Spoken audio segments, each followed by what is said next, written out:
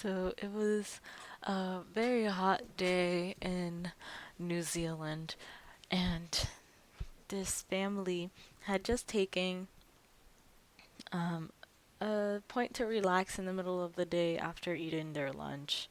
And they were just chilling on the hammocks, just talking to the younger people in the area.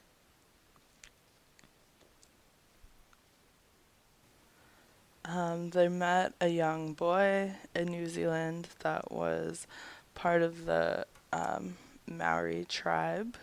And it was interesting because he was blonde haired, blue eyes, and definitely not a regular member of this tribe. So they asked, how did this kid become a part of it? And they found out that they had just found this boy in the woods as a baby. In their culture, they don't believe in abandoning children. They actually see the children as like valuable um, incorporations into a society. So this loving family took the baby in when it was only 5 months old and when it was found. And they raised that baby with Maori values and um, they loved him with all of their heart, especially since they couldn't conceive um, the traditional way.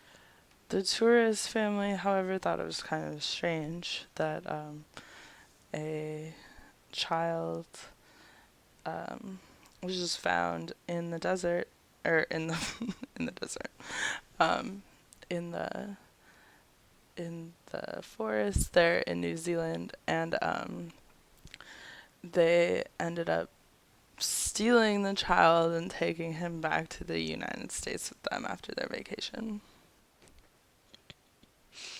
So this kid grew up not knowing his true origins, and he didn't know he was actually an American citizen. But his parents kept that away from him for as long as they could. But when he became a teenager and the teasing at school had become enough, he went to his parents' house and asked, "Why do I look so different from everybody else? Like, why am I not supposed to look like this? Why do people?"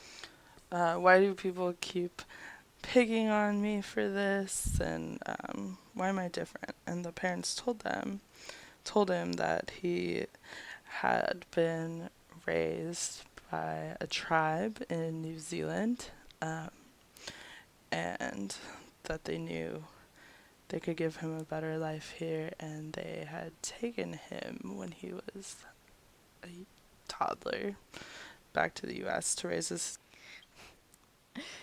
So he realized that it wasn't so much his looks that were different. It was just that had having been growing up in New Zealand, he had a weird accent, and the students would always pick on that. Um, so, anyways, he had a very rough time in middle school and high school because of this. And children these days, they're just reckless and uncensored. So he went through high school.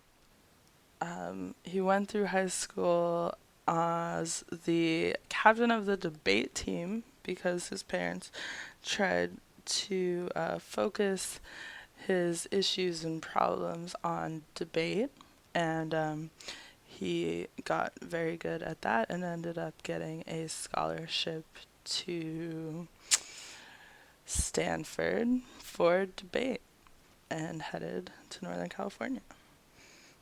But he had to delay his admission to Stanford to take a year off and go visit his other family in New Zealand.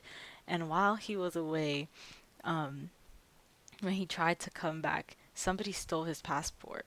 And there was no way that he could come back to the United States without a passport. So he tried every other means to come back to the United States. And so he hitched a ride with a sailor from Australia. The sailor from Australia ended up taking all of his money and valuables and leaving him stranded. So he went back to his family, to his long lost family in New Zealand, and found out that they had actually taken his passport because they wanted him to stay, and they had never gotten over the fact that he was taken from them as a baby. he felt so betrayed by his home family, but he understood why they would do that to him. It was because they missed him so much, and he was kidnapped from them when he was young and taken to the United States. And he would much rather live in New Zealand anyways, but he knew he had to go back home. He had a scholarship for Stanford, and those 4 years of his life, the best 4 years of his life, were awaiting him, and he already.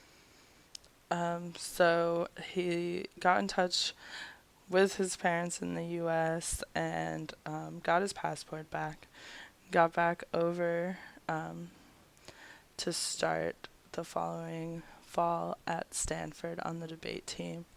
And he ended up really excelling in this. He majored in criminal justice.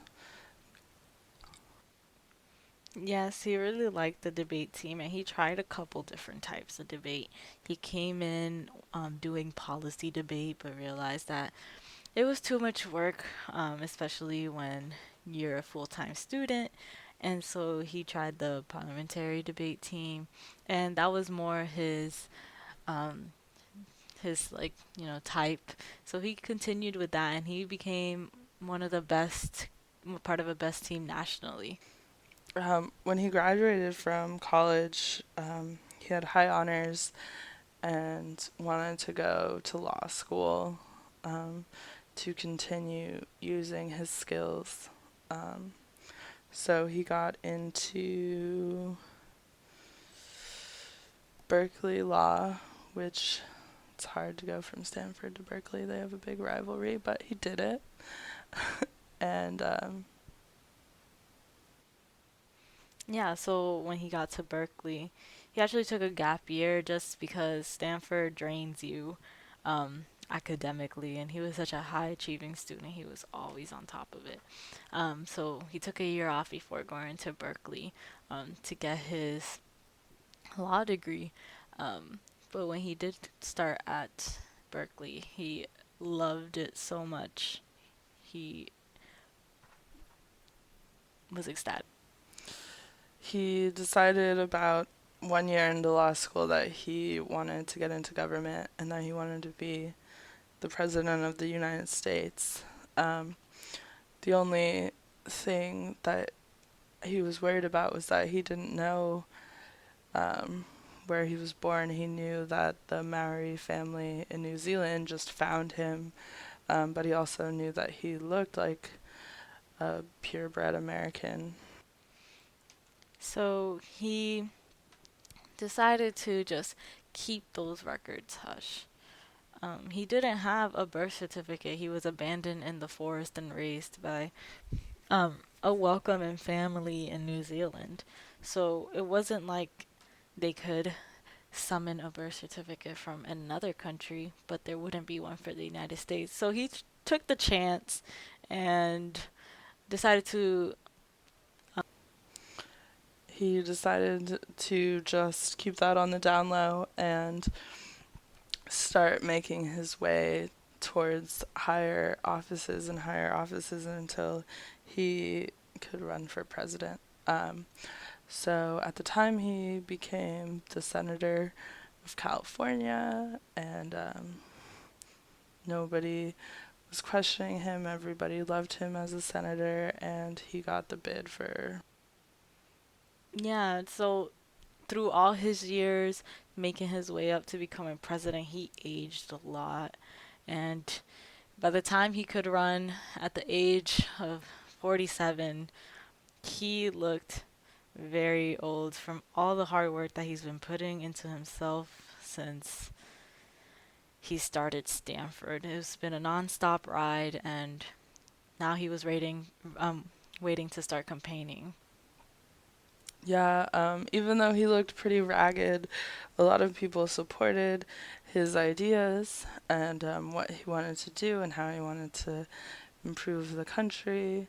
So he ended up getting the nomination for the Democratic Party and started his campaign against everyone else. but he saw that he wasn't getting the numbers that he thought he would get. Um, People took his old age appearance to mean that he was weak, even though he was only 47. But people started asking, how old is this guy? And he couldn't turn up a birth certificate. So that became a huge point of contention throughout the United States while he was running for president. Where is this man's birth certificate? And is he an alien? CNN started running stories. Who is the real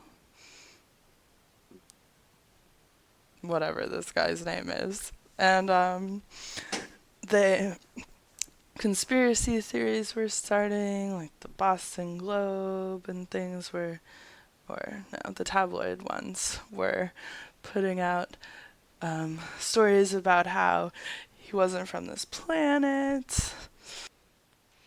And so this guy who spent his whole life running, um, going to law school, excelling at Stanford, going like being a senator and just making his way up, now had to prove that he was like, of age and not like doesn't have dementia and wants to continue running for president. But the people of the United States just didn't know what to believe. The other candidate kept attacking him for not having a birth certificate because that was pretty much the only thing they had on him. um, but this being a major requirement for the president made him step down from this race and try to look into who he really was to hopefully run again and not have this problem. And so he stopped running his race, his life's aspiration, and he went back to his home state, who now people looked at him with this, you know, standoffish stares, and like he wasn't as personable as he used to be. So it was just a hard road, and he still wanted to be the president of the United States, but his dream just seemed even further, and he wasn't getting any younger. So he decided to try to trace his roots and find out what really happened. So he went back to New Zealand to talk to the people who found him, found like where exactly they found him, and it was at an orphanage in New Zealand where he was left. He was at this orphanage that was underfunded and not run by good people, and he slowly started to feel like how much he has accomplished in his life. He came from humble beginnings, and he looked at all the children that were still stuck in this horrible, terrible orphanage, and there was something tugging at his heart. Um, and it's sad. So he learned that a lot of these kids were actually dropped off by American parents that did not want them, but they could afford to fly to New Zealand to dump them. So he thought this is probably what happened to him, and he came back to the campaign with honesty about what he knew about himself, and the integrity made like. And although things continued um, to be attacked, like why couldn't he bring up this birth certificate sooner, he did end up winning the race because of his honesty, because of his ideals, and his appeal to the people. So he won the race, but a year after his um, induction into the presidency, he got very, very gravely sick, and already He was already in bad health. He ended up passing away in the second year of his presidency. But because of him, you now don't have to prove that you're a citizen to be the president of the United States. And he opened new doors to all kinds of different people for this opportunity.